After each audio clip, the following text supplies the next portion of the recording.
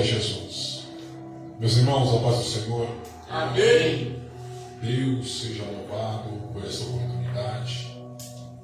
Estarmos aqui na noite desse dia para juntos adorarmos a Deus na beleza da tua santidade. Você que pode, em nome de Cristo Jesus, se coloque sobre o seu pé em reverência à palavra de Deus. Abra a tua Bíblia no livro do profeta Jonas. Vamos terminar hoje, para a glória de Deus, e assim permitindo, aquela temática que iniciamos em alguns cultos anteriores, que diz: o que fazer para o barco não afundar? Tratamos em alguns cultos sobre o capítulo 1 e 2, e vamos terminar hoje, com a graça de Deus, falando do capítulo 3 e do capítulo 4. Profeta Jonas, capítulo de número 1, somente o versículo de número 4. É bom que todos localizem a palavra de Deus, que permaneçam com as suas Bíblias abertas para a nossa edificação na noite desse dia. Glória a Jesus. Diz a palavra do Senhor: mas o Senhor mandou ao mar um grande vento, e fez-se no mar uma grande tempestade, e o navio estava para quebrar-se. Tome teu assento em nome de Jesus. O que fazer para o barco não afundar? Queridos, se formos analisar cuidadosamente, será uma realidade notarmos que para tudo em nossas vidas necessário será uma manutenção preventiva. Quando se reportamos para o lado material, se não arrumarmos, presbítero irmão Tiago, um tempo, ou não fazermos uma logística para fazermos uma manutenção em algo que vai ser vencido pelo tempo, aquele algo vai se desfazer até acabar. E se nós fazermos um contraste com a nossa vida espiritual, assim sucederá, irmão Wesley, da mesma forma. E quando eu falo isso, eu posso aqui, por bondade e misericórdia, trazer alguns exemplos. A casa, quando você compra ou quando você constrói, você inaugura ela, ela está pronta, linda, bela, mas decorrer aos anos, decorrer a meses, decorrer a semanas, o tempo ele vai estragando aquela casa. Quando recorremos para o campo da mecânica, da mesma forma, o automóvel, por muito rodar, os pneus vai gastar. A motocicleta necessita, e os irmãos que aqui estão, alguns são motoboys, bem sabem, alguns trocam com 1000, outros vão completando. Mas se nós não se atentarmos para essa particularidade em comum, a motocicleta ela vai rodar sem óleo ao ponto de travar o motor e a mesma parar. O que você quer dizer com isso, irmão Arthur? Algo muito simples. Tudo que possuímos, até mesmo a nossa vida, sendo ela material e espiritual, ela precisará de manutenções preventivas. E algo que eu vou trazer a vós com a graça de Deus é: se nós não fizermos manutenções, certamente o nosso barco ele vai afundar.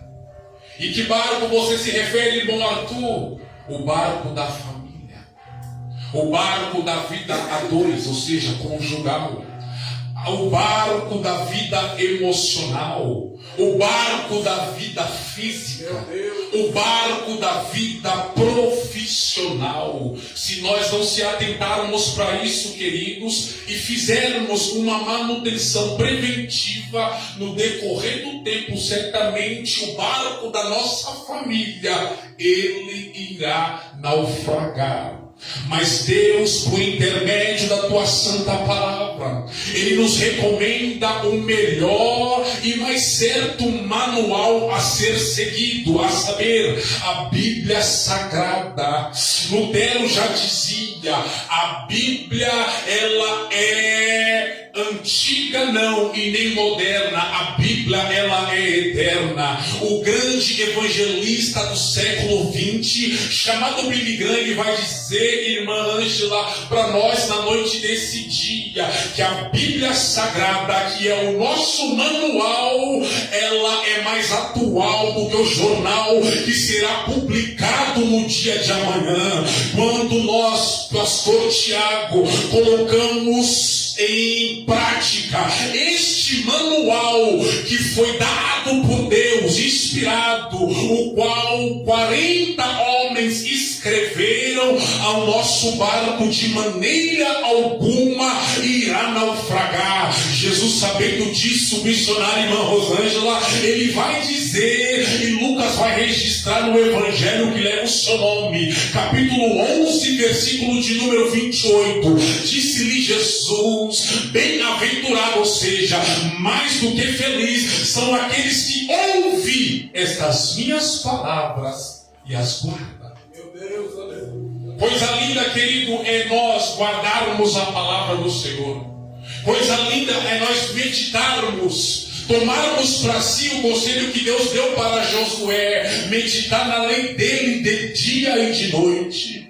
Coisa linda, irmã Ângela, é nós fazermos como o salmista rei Davi, guardar a palavra do Eterno em nossos corações, para não pecarmos contra ele. Eu estou para ver, querido, amado irmão, alguém que guardou a palavra, alguém que tem a palavra enraizada no seu ser, andar perturbado, andar sem esperança, andar sem perspectiva de vida, andar triste. Eu estou para ver, presbítero irmão Tiago, uma pessoa que investiu tempo nas Sagradas Escrituras e hoje está com a sua lamparina apagada e com seu instrumento no prego. Eu estou para ver uma pessoa que ama a palavra de Deus se encontrar parada, estagnada, paralisada espiritualmente. Será impossível, digo meu irmão Francisco, uma pessoa que ama a palavra de Deus e se encontrar na carne, porque o manual que nós temos em mão, ele não é só para ser seguido ou lido, mas obedecido na sua íntegra. Oh, aleluia! E o primeiro ponto que eu já tinha pregado aqui é o capítulo de número 1. O que eu devo fazer, irmão Arthur, para o meu barco não afundar? Não fugir do chamado. João capítulo de número 16. Perdão, João capítulo de número 15, versículo de número 16. A Bíblia Sagrada diz que o bom mestre, momento, toma a palavra e diz: não foste vós que me escolhestes, mas eu escolhi a cada um de vós. Eu vos chamei, vos nomeei, para que vocês vão e deem frutos. E tudo que vocês pedirem em meu nome, o Pai que está nos céus possa lhe recorrer. Então perceba, queridos, que quem nos chamou não foi o pastor. Quem nos chamou, já que o irmão Francisco, não foi a nossa convenção. Quem nos chamou é aquele que morreu, mas ao terceiro dia, como diz as Sagradas Escrituras, Deus, o Pai, o ressuscitou dentre os mortos, e este Deus que se encontra vivo e habita dentro de nós, Ele nos deu uma chamada dizendo: ide por todo o mundo e pregai o Evangelho a toda criatura.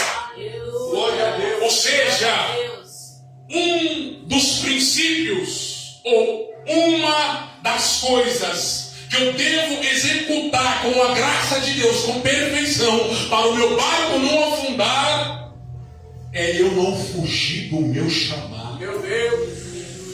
E o segundo ponto, irmão Arthur, que eu devo fazer ou cumprir para o meu barco não naufragar, não afundar, não deixar de orar. Ou deixar para orar quando tudo foi para... Quando tudo está mal, quando tudo já não tem mais jeito. Não que Deus não possa fazer, mas o legal é sempre estar orando. Aleluia! E aquele que sempre está orando, o presbítero irmão Tiago vai se cumprir na vida dele aquilo que o apóstolo São Paulo escreveu para os Tessalonicenses na sua primeira carta. Capítulo 5, verso de número 17: orai sem cessar. Aquele que lê a palavra, aquele que ama a palavra de Deus, ele não só ora quando as coisas dão errado, ele faz como Daniel. Ele tira 3 horários no dia para orar a Deus.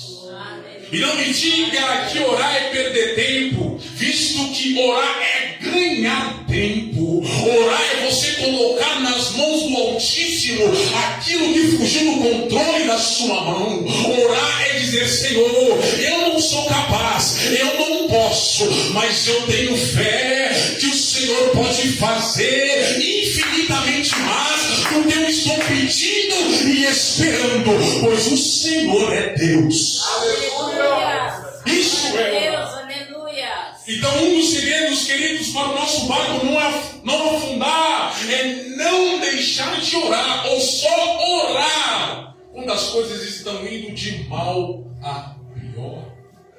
Isaías, capítulo de número 38. A Bíblia Sagrada nos informa, presbítero irmão Tiago, que um rei que orava deixou de orar. Nós não podemos perder o hábito de orar. Meu Deus. Nós não podemos, irmão Wesley, de forma alguma negociarmos o nosso momento de oração. Nós não só ora de joelhos dobrados.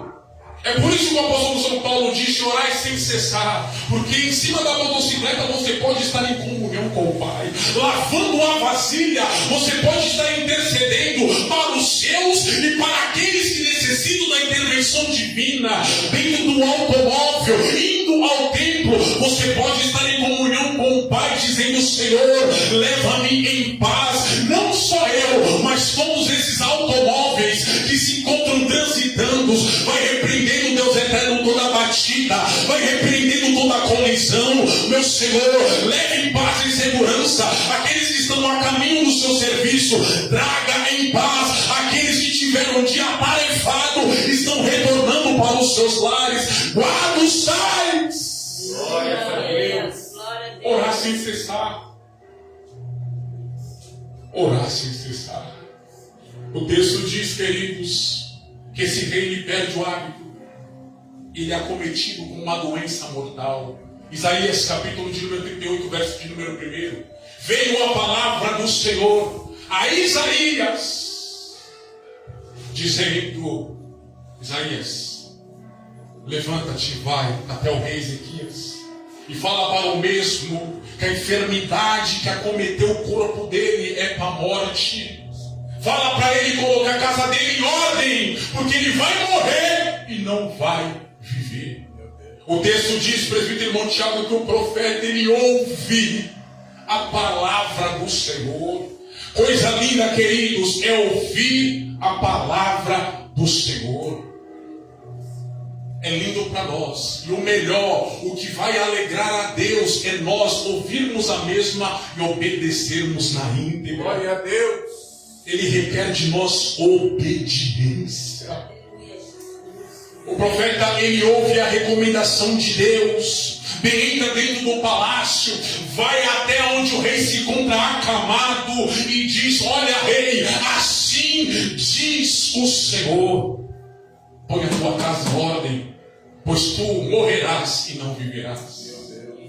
O texto sagrado diz, já com o irmão Francisco, que agora o rei acamado, doente, ouviu a recomendação de Deus por intermédio do profeta Isaías. Só que ele não vai ficar de braços cruzados. Ele não vai ficar na sua área de conforto, não. O texto diz que ele começa a orar. Mas ele não faz qualquer oração. Ele está falando para Deus, olhar no retrovisor da vida, chamar no passado, dizendo: Senhor, peço-te que lembres que eu andei nos seus caminhos e fiz aquilo que era reto diante dos seus olhos. Em outras palavras, o rei Ezequias estava dizendo: Senhor, tenha misericórdia de mim. Eu não me encontro como eu deveria estar, mas eu peço para o Senhor, tenha misericórdia de mim. Virou para a parede e chorou muitíssimo. Jonas, ele só vai lembrar de Deus, ele só vai lembrar de recorrer a Deus dentro do ventre do grande peixe.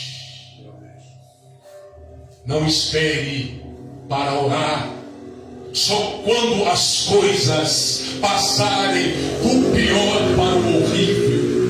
Não espere para orar quando as coisas fugirem do controle das suas mãos. Já começa a orar hoje, já começa a pedir hoje, já começa a recorrer a Deus hoje, porque Ele tem poder. E o que eu gosto irmão Tiago, presbítero da casa do Senhor, é aqueles que têm a mesma marcha, porque eu fico pé da vida. Permita-me a minha sinceridade na noite desse dia, daqueles que só servem a Deus com fervor e alegria quando estão passando pelo vale de sombra e morte. Permita-me dizer, eu imagino Deus, se eu fico perturbado, eu imagino Deus que contempla o metafísico, que olha para nós e consegue ver a real intenção do nosso coração. Ele só está me adorando porque ele está no momento pior da vida dele. Ele só está me adorando porque a medicina já desenganou. Ela só está me adorando porque eu fechei as portas. Não, eu imagino Deus olhando do alto e sublime céu, contemplando a terra e dizendo: olha lá, na alegria está me buscando, na tristeza está me buscando, na saúde está me adorando, na doença continua me adorando. Aleluia. Glória a Deus. E vereis a diferença. E vereis. Glória a Deus. Daqueles que servem e daqueles que não servem a Deus. Deus, queridos, Ele é misericordioso. E esta é a causa de não sermos destruídos. Ai, se Deus agisse como nós agimos. Ai, se Deus fizesse para nós por intermédio de méritos ou merecimento. Coitado de nós. Ele ora e chora. O texto diz que veio a palavra do Senhor novamente a Isaías, dizendo: Isaías, filho de Amós, volta lá para o rei e diz para ele: rei, assim diz o Senhor, Deus de Davi, teu pai, eu ouvi as suas orações e também contemplei as suas lágrimas. Eu acrescentarei para ti mais 15 anos de vida. Aleluia! Glória a Deus, aleluia. Aleluia. Esse é o segredo, queridos, para o nosso barco não naufragar. Viver em contínua oração. Capítulo 3. Os irmãos bem sabem que Deus falou com a baleia, falou com o grande peixe, e o mesmo vomitou Jonas na terra dos ninivitas, em Nínive. Deus novamente, de Agrimon Francisco, vai falar com um profeta fujão chamado Jonas, dizendo: vai lá e prega contra eles a mensagem que eu te disse, ou a mensagem que eu te dei. Nínive, irmão Wesley, era uma cidade muito grande, que para transitar do começo ao fim dela, era um homem caminhando 3 dias. Tão grande que era a cidade. Jonas, ele acata a palavra do Senhor e começa a andar e pregar contra eles, dizendo: ainda em 40 dias Deus vai destruir vocês. No tempo de 40 dias Deus vai destruir Nínive. O que você quer dizer com isso, irmão Arthur? Algo muito simples. Para o nosso barco não afundar, devemos obedecer a palavra. Meu Deus, aleluia. Você quer que o seu barco não afunde? Você quer que o barco da sua família não afunde? Você quer que a sua vida espiritual não afunde? Obedeça a palavra. Glória a Deus. Ele obedeceu, queridos, e começou a pregar. Nínive vai ser destruída. Nínive vai ser destruída. Nínive vai ser destruída. Ao ponto dos moradores ouvirem, irmãos, aquela palavra de juízo e sentirem um temor na alma. O texto sagrado diz que o rei daquela cidade, ele ouve a palavra que Jonas pregava contra eles, e ele acha por melhor chamar os seus grandes e levantar um decreto dizendo: ninguém, eu disse o quê? Ninguém. Nem homem, nem animal vai comer, vai provar alguma coisa e tomar água. Nós vamos todos vestir panos de saco e vamos orar a Deus. Vamos abandonar as nossas más obras. Quem sabe Deus se arrependa do mal que ia fazer e não faz. Eles não comeram, eles não beberam, eles se vestiram de pano grosseiro e se arrependeram verdadeiramente. Meu Deus, aleluia. O que você quer dizer com isso, irmão? Atual, algo muito simples. Pelo fato de obedecermos a palavra, isso não quer nos dizer que não enfrentaremos tempestades. Eu vou falar de novo.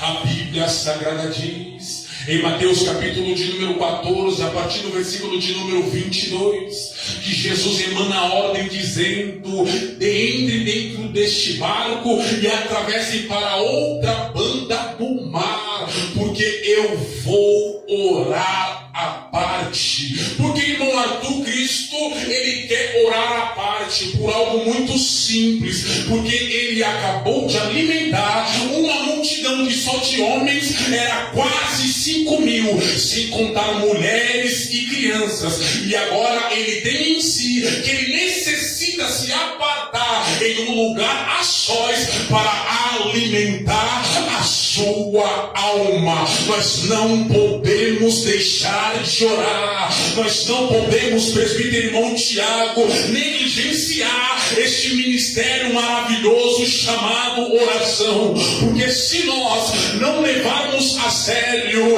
a oração, certo é, nós vamos trabalhar muito e colheremos pouco. Mas a partir do momento que a gente se dispor da nossa área de conforto e buscarmos a Deus por intermédio da oração, certamente Ele trabalhará em nosso favor. Igreja que canta sem orar não tem vida com Deus. Homem ou mulher que prega sem orar não tem poder, não tem vida com Deus. O ministério é falido. A partir do momento, diácono irmão Francisco, que o homem e a mulher ora, os mesmos estão dizendo a Deus a seguinte informação: nós somos eternos dependentes de Ti. A partir do momento, presbítero irmão Tiago, que eu não oro, eu estou dizendo, eu domino, eu faço, eu sou poderoso, eu executo.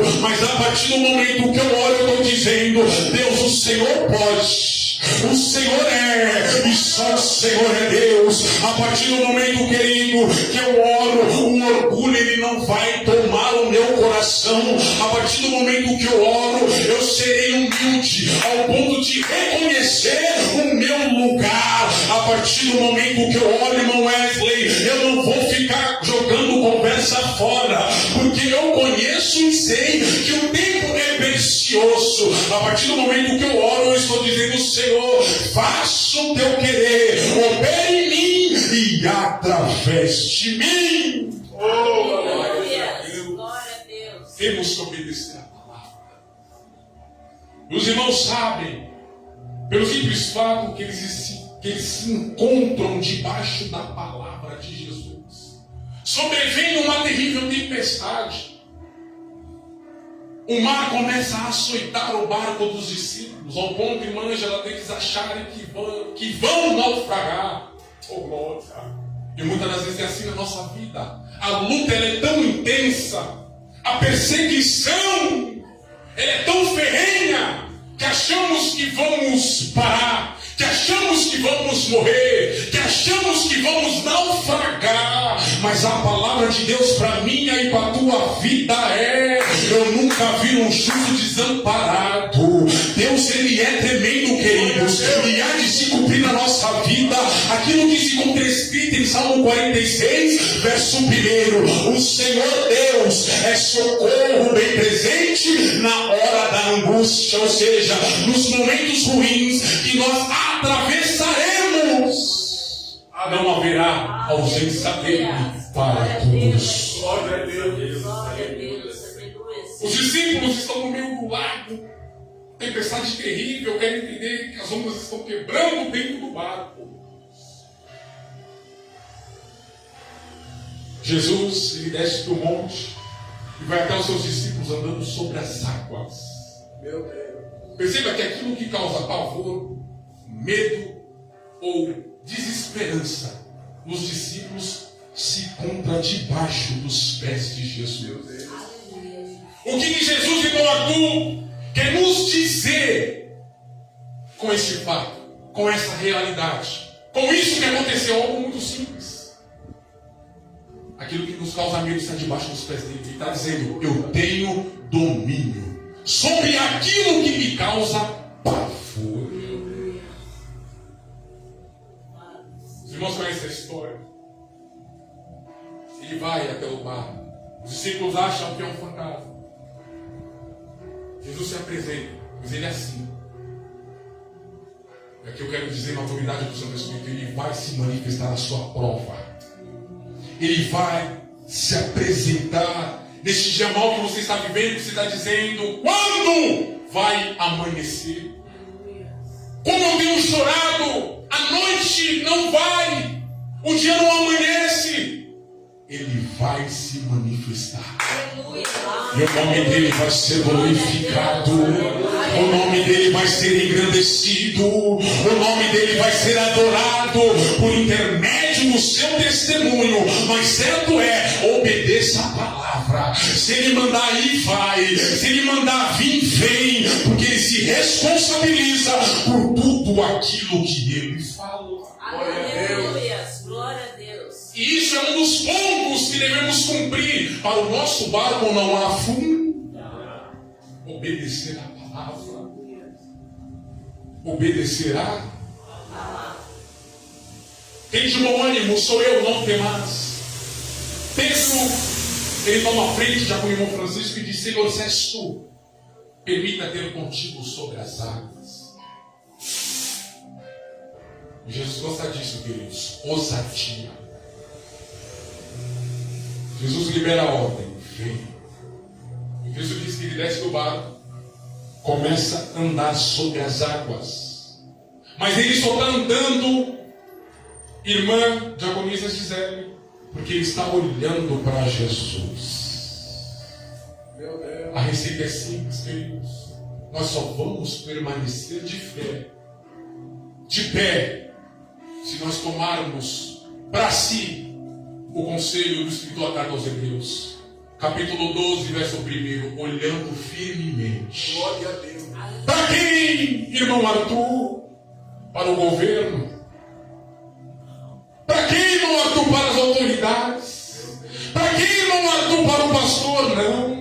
Olhando firmemente para o autor e consumador da nossa fé. O texto é claro, queridos. Enquanto ele se encontra olhando para Jesus, ele está vivendo metafísico. Ele está andando sobre as águas. E esta é a receita para não afundarmos, irmã Ângela, neste mundo de horror. É olhando firmemente para Jesus, pois ele é o autor e consumador da nossa fé. O texto diz que Pedro, ele está andando sobre as águas pelo simples fato de ele estar olhando para Jesus, mas ele cai na besteira de olhar para as grandes ondas, para aquela terrível escuridão, sentindo aquele vento gelado. O texto diz que quando ele tira os olhos de Jesus, rapidamente ele começa a afundar.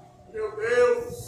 Não tire o olho de Jesus. Aleluia, Jesus. Permaneça olhando para Jesus. Glória a Deus. Aleluia. Só que Pedro era esperto. Pedro era o quê? É. Profissão: pescador. O mínimo que um pescador tinha que saber, até mesmo por sobrevivência, era o que, igreja? Nada. Isso é lógica. A pergunta que não quer calar na noite desse dia: por que ele pediu socorro para Jesus? Por algo muito simples. As nossas qualidades, as nossas Qualidades. são inúteis perto do bom mestre. Meu Deus. Aleluia. Quem faz é Ele. Aleluia. Quem opera é Ele. Aleluia. Quem batiza no Santo Espírito é Ele. Quem cura é Ele. Quem sara é Ele. Quem liberta é Ele. Aleluia. Senhor, salva-me. Jesus o toma pela mão, mas não deixa de o repreender. Homem de pequena Fé. Homem de pequena Fé. por que duvidar? E Deus está falando para nós à noite desse dia: homem e mulher de pequena fé, por que olhastes para trás? Por que desististes? Aleluia.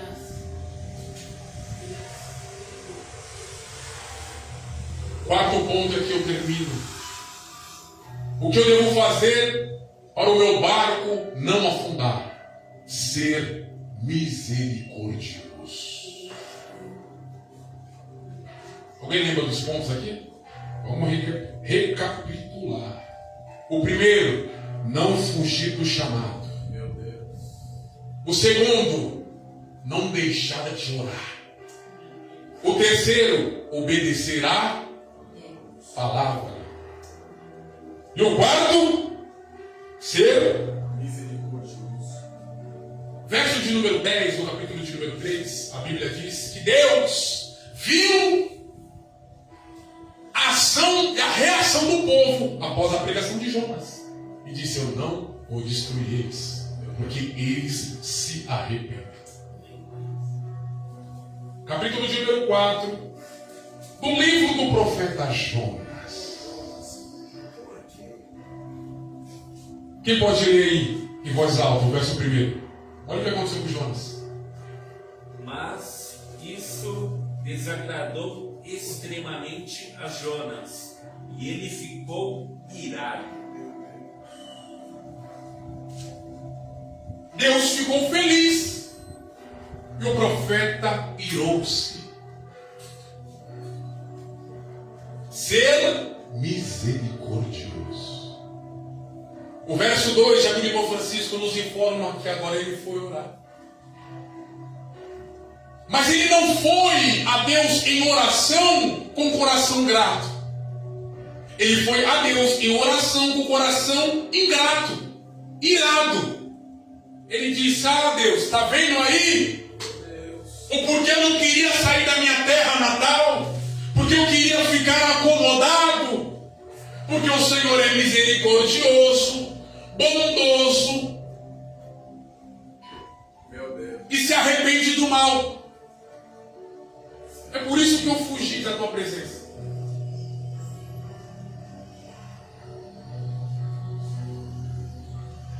Nós devemos ser misericordiosos, filhos. Quem morreu na cruz não fomos nós. Meu Deus, é verdade. Nós não podemos estar de frente com o receptor, ou até mesmo da televisão, no noticiário. Bate uma indignação, bate, mas nós somos transformados. Nós não podemos julgar, tem que morrer mesmo. Meu Deus. Tem que apodrecer na cadeia, uma peste dessa. Tem que ir para o inferno. Foi você que verteu o seu sangue na cruz por ele?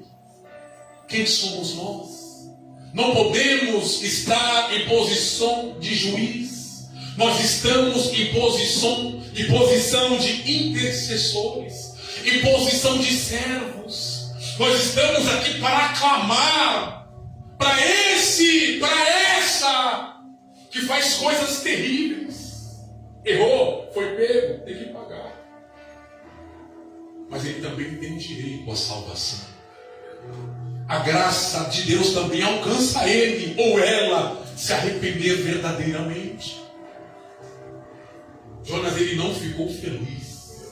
Por quê? Porque ele não era misericordioso. Meu Deus. E se nós não tivermos, queridos, essa qualidade, se nós não tivermos compaixão em nossos corações, certamente o nosso barco, ele vai naufragar, ele vai afundar. Nós não podemos ser o irmão mais velho do pródigo, ficar insatisfeito. Nós não podemos ter um sentimento aflorado dentro dos nossos corações de incontentamento quando o irmão saiu e voltou. Nós não podemos ficar tristes, nós não podemos ficar aborrecidos, assim como Jonas ficou.